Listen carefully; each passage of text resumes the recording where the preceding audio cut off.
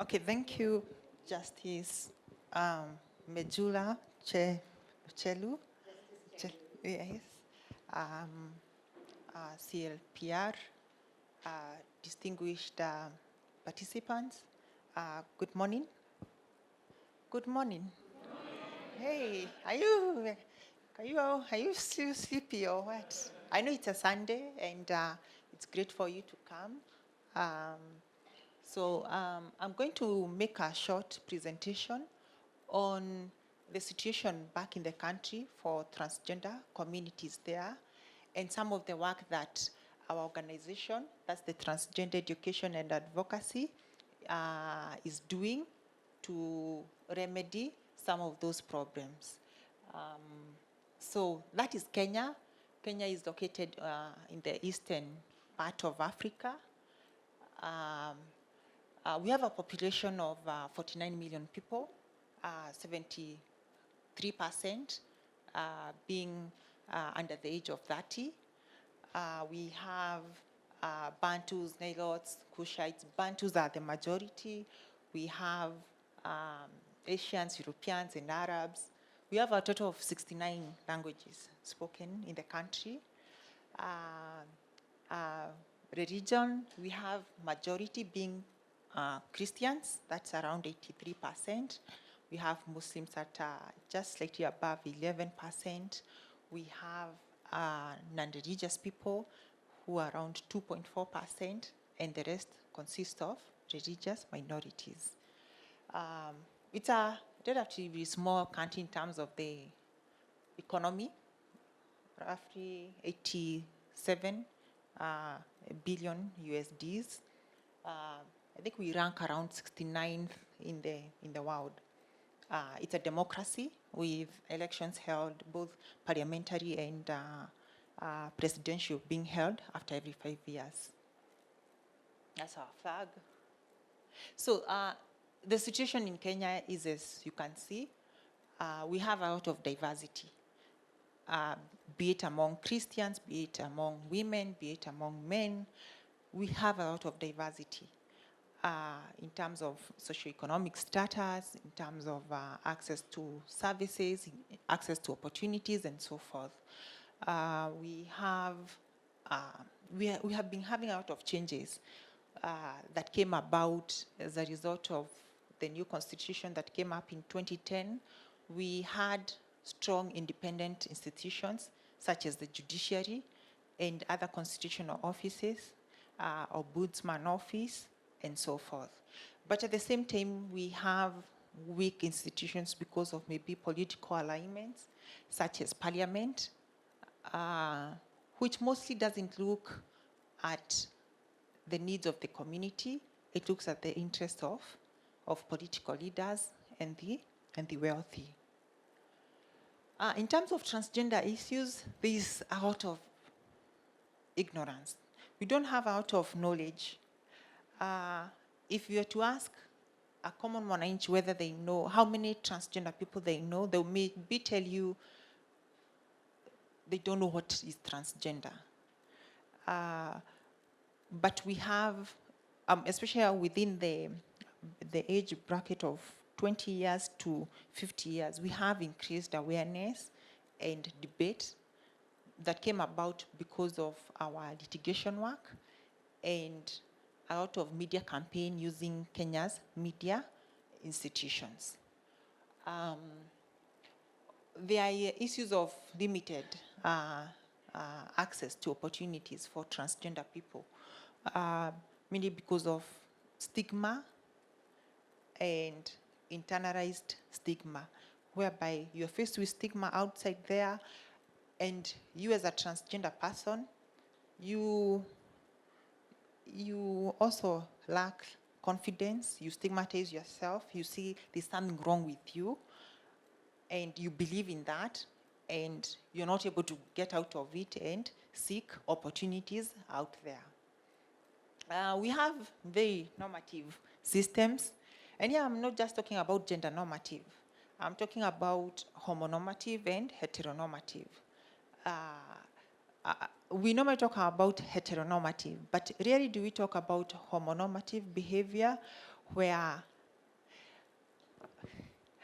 um, where transgender people are required to think, act, and have ideas and beliefs similar to those of the gay community. We have a vibrant gay community back in the country, and transgender people are normally required to fit within that circle, or and these among young people, they would maybe they know of a gay person in the media, maybe from Big Bang. Is it Big Bang comedy? And they see a gay character and they expect transgender people to be like that. So we have homonormative ideologies, heteronormative, gender normative.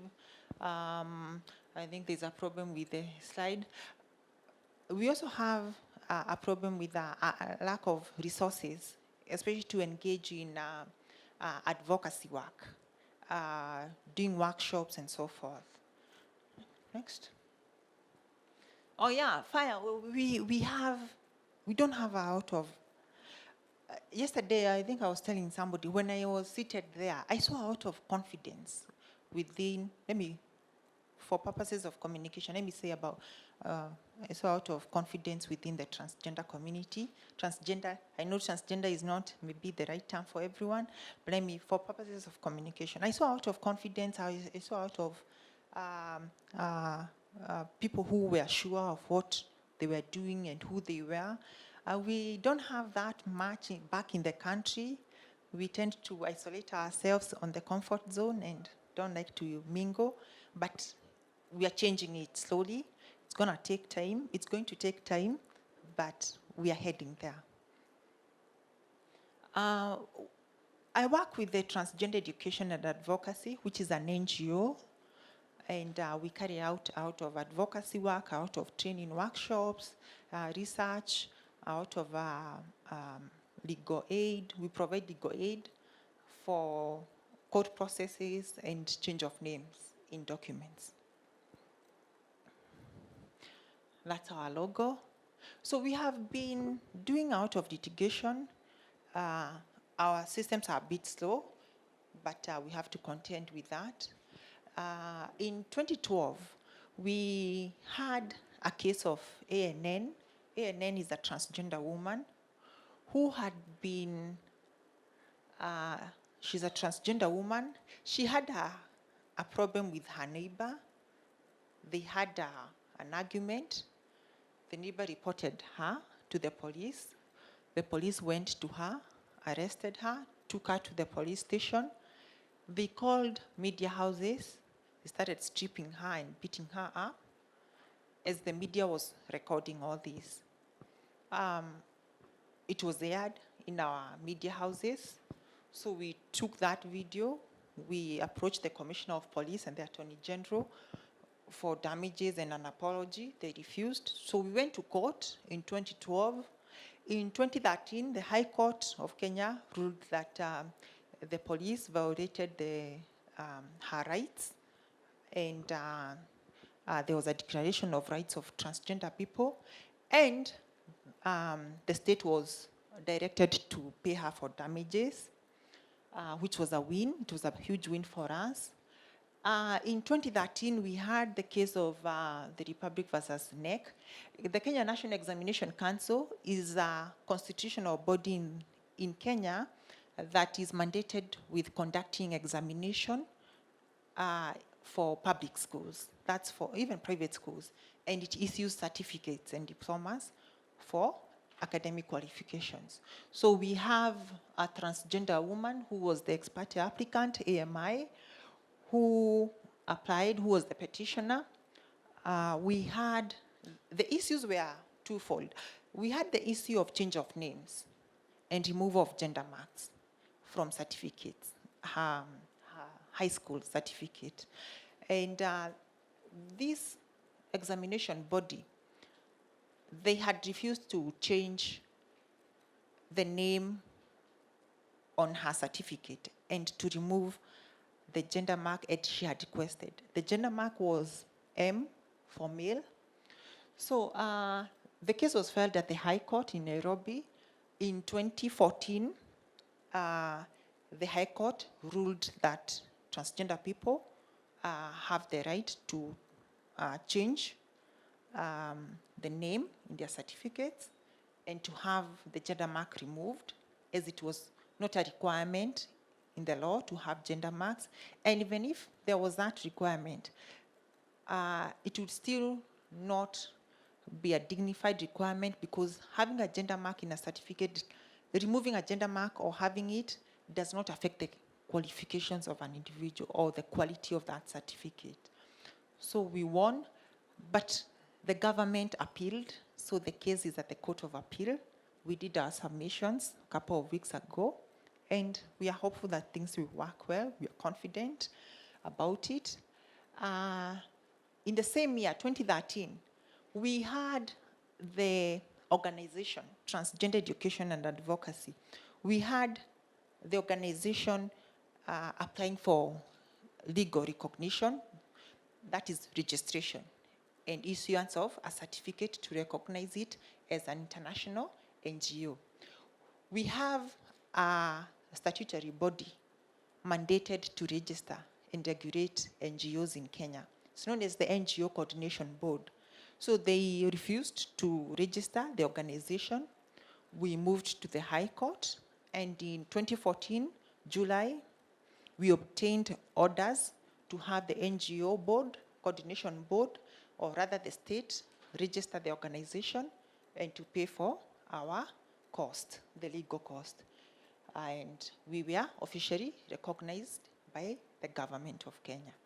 Then, this one is a very disappointing case, the Republic versus the Cabinet Secretary of Health. Our organization moved to court to compel the minister, the Cabinet Secretary. That's a new term for a minister. We went to court to have the Minister of Health compelled to develop guidelines for treatment of gender dysphoria, for provision of gender reassignment therapy. Unfortunately, we lost. Reason being, number one, it was a premature application because the state stated that they had a health bill that was looking into these issues of transgender people.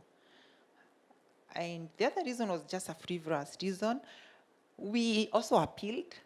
The case is at the Court of Appeal, and we are hopeful something good will come out of it.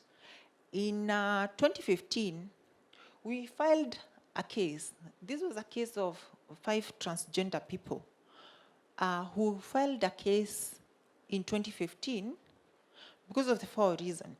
In 2012, 2013, and 2014, the 5 transgender people had changed their names. What happens in Kenya is you can change a name.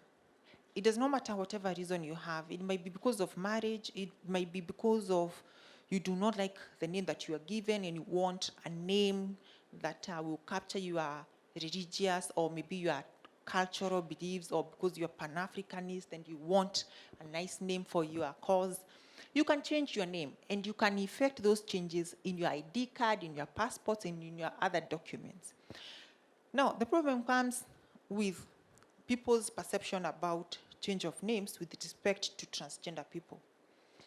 My slave name was Andrew. Okay, we normally call them slave names, the name that was imposed on you by your parents.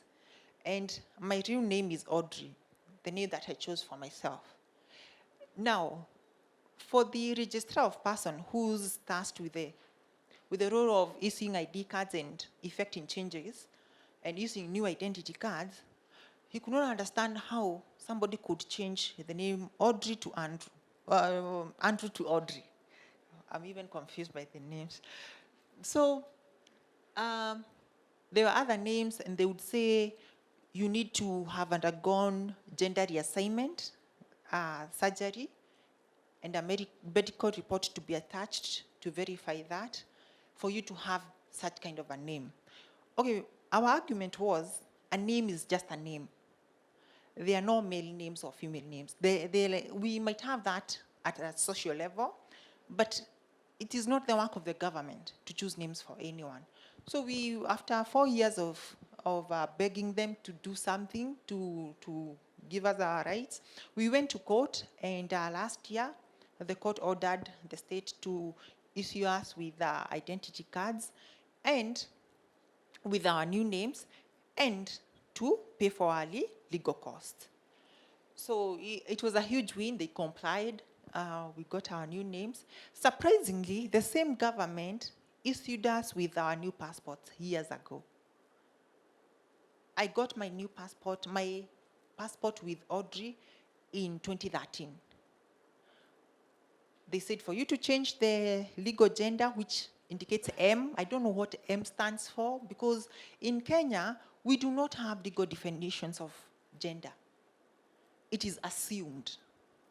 And these are some of the things that are cropping up. In the case of removal of gender marks, the state was saying, as a matter of policy, we do not change names after a candidate has sat the exam, because that's the person who sat for the exam. But there is no policy saying that. It's just some action that has been taking place that is not backed by any law or policy. Currently, we have the government intends to issue new they are known as digital driving licenses. If you look at the contents of those driving licenses, they are not dictated by the provisions of the law. It's their own thinking.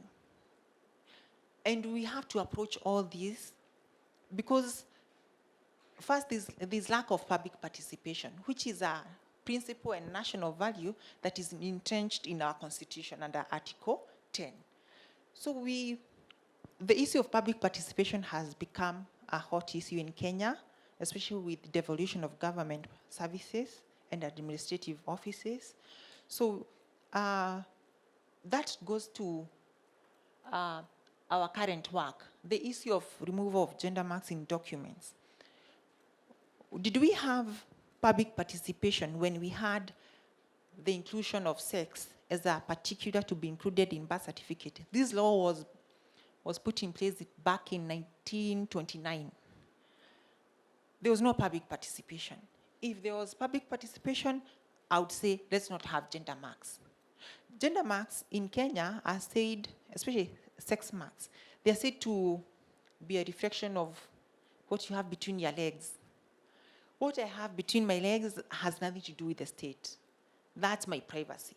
So if you're telling me that what you're putting on my document is something down there, that kind of thing over there, that is an infringement of my right to privacy, which is a right that is entrenched in our constitution.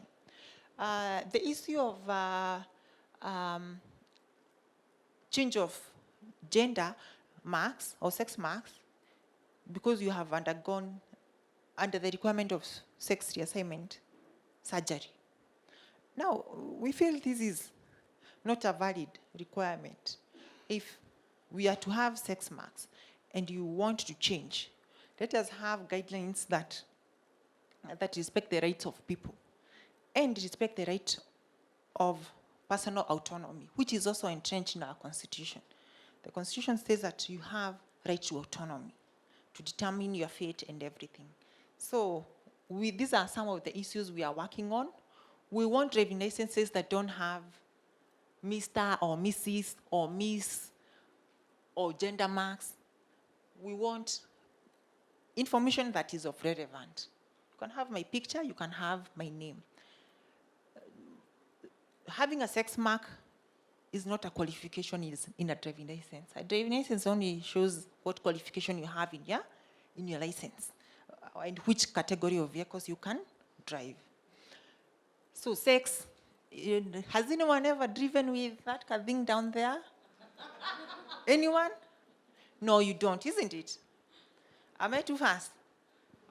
Has anyone of you ever driven a vehicle with, like, let's say, for those who have a spanner, do you drive vehicles with a spanner?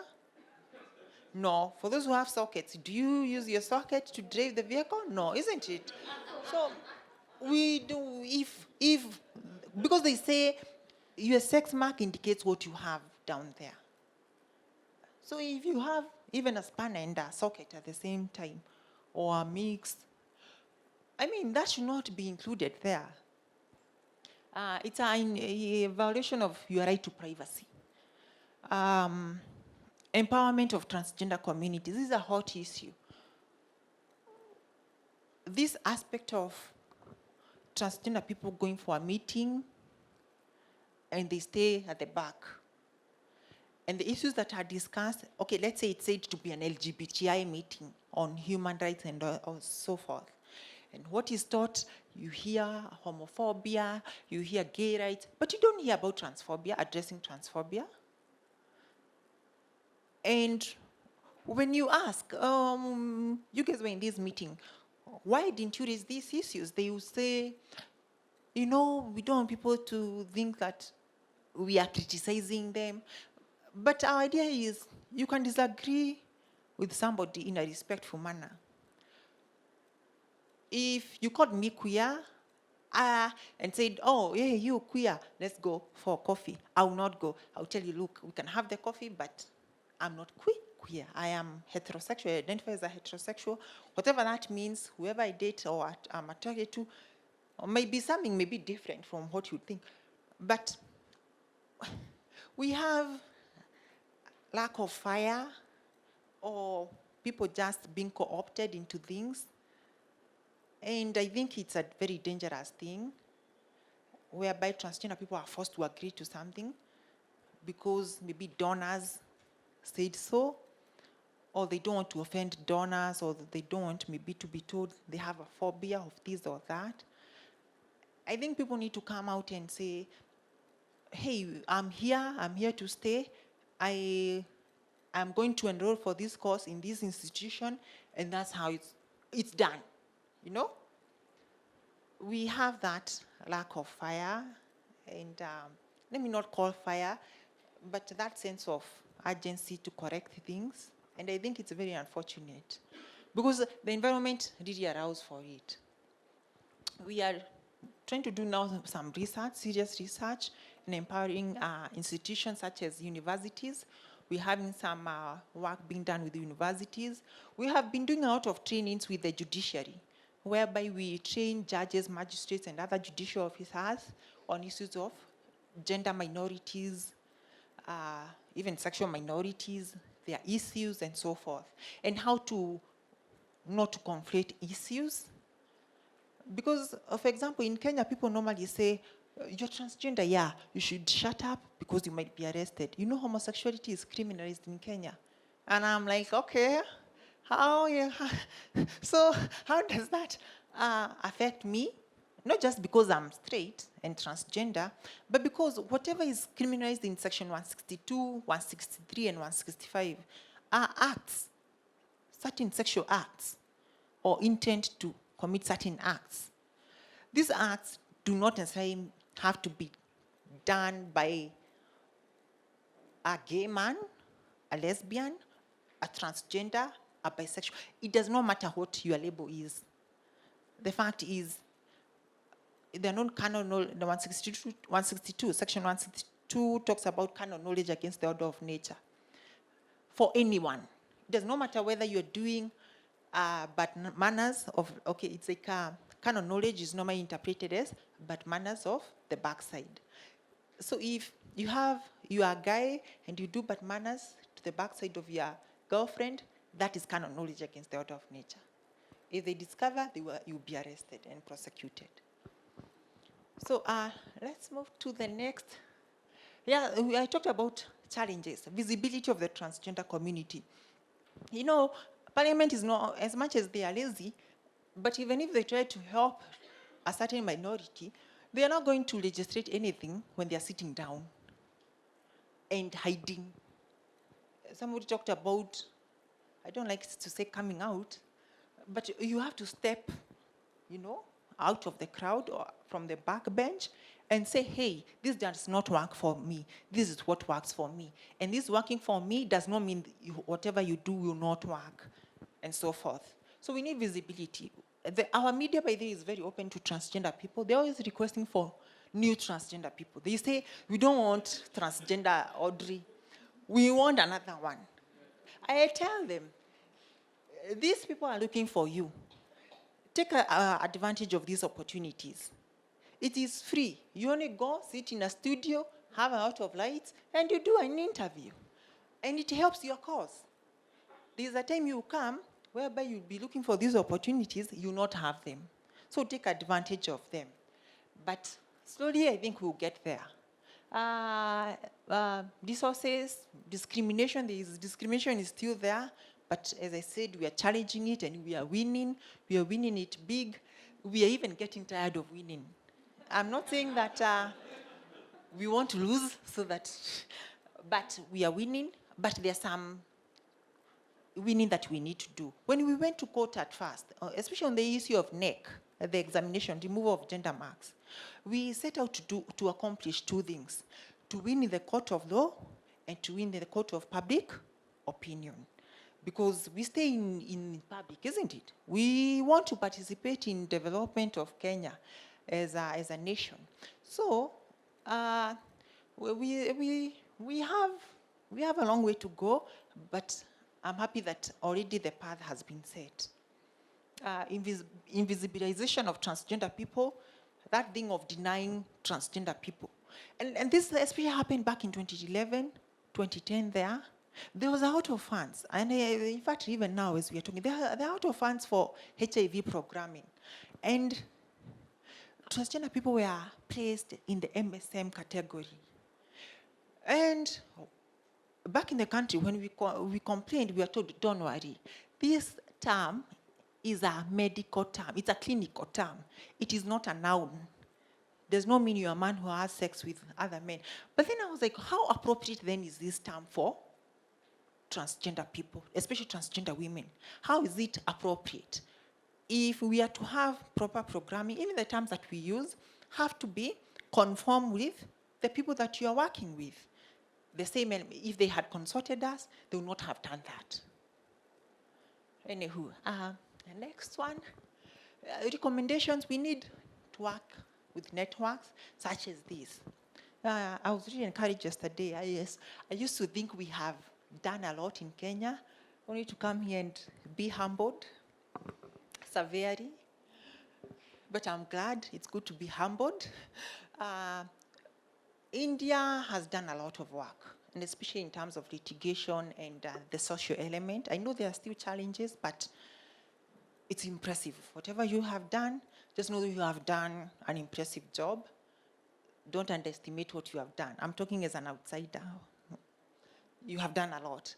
So this kind of networks, it helps to reflect on your work and some of the mistakes that you're doing and how to up your game. Visibility, I think I talked about that. Empowerment of stakeholders. Right now we're doing a lot of workshops, training workshops and research, data analysis, targeting the media, the state officers, judges, magistrates, and so forth. Mobilization of resources, I think that is pretty clear. So I think, am I done? Resources, you can visit our website, Transgender Education and Advocacy, that's our URL, or Kenya Law Reports to download the reports. We have a digital database where you can access all these laws. So that's Kenya Law Reports, klr.org. So thank you so much. In case of any questions, you can raise them after our presentations.